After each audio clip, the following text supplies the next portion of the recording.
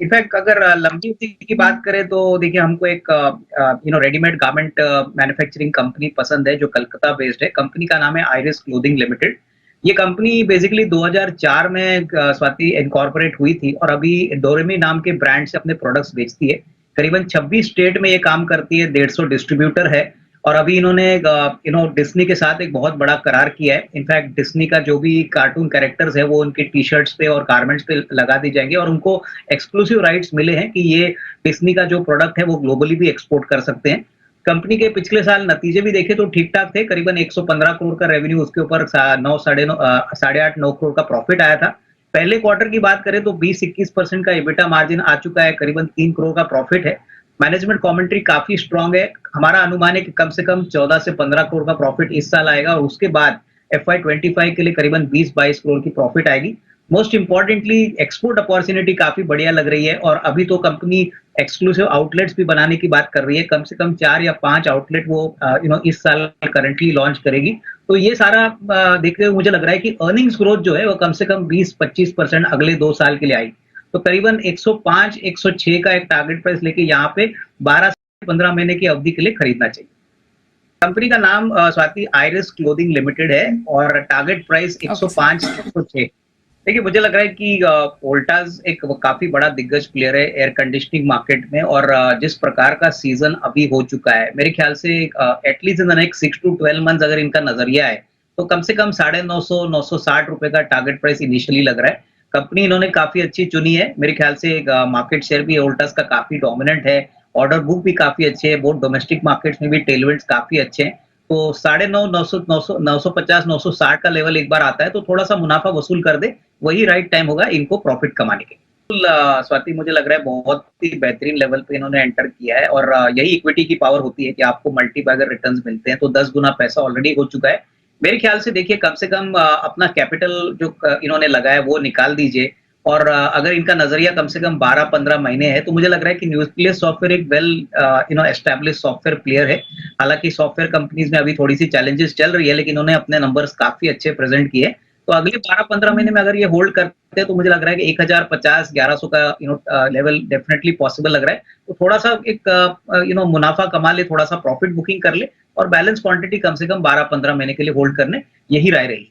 स्वाति मुझे लग रहा है कि देखिए इनका जो टाइम फ्रेम है वो थोड़ा काफी छोटा है। 3 महीने में मुझे नहीं लग रहा है कोई बड़ी रेटिंग होगी। हालांकि देखिए इस महीने के जो वॉल्यूम डेटा नंबर्स आ गए वो आईएक्स के लिए काफी पॉजिटिव है। करीबन 11% वॉल्यूम ग्रोथ इन्होंने रिकॉर्ड किया था।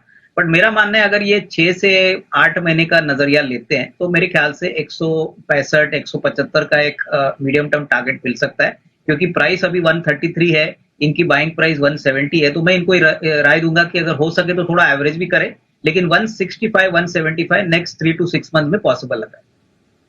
बिल्कुल ये निवेशक ने भी बहुत ही अच्छे एंट्री प्राइस पे आईआरएफसी में एंट्री की है और काफी बड़ी क्वांटिटी है।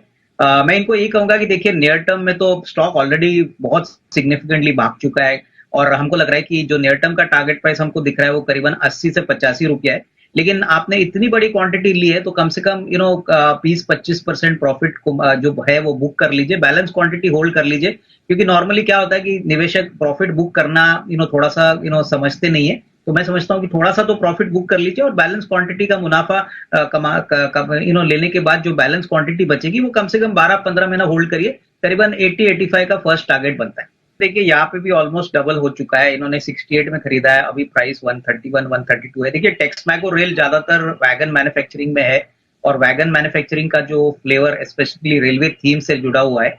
मेरे ख्याल से अगले 12 महीने की अगर आउटलुक देखें तो बहुत ही स्ट्रॉन्ग आउटलुक टेक्समैको का दिख रहा है।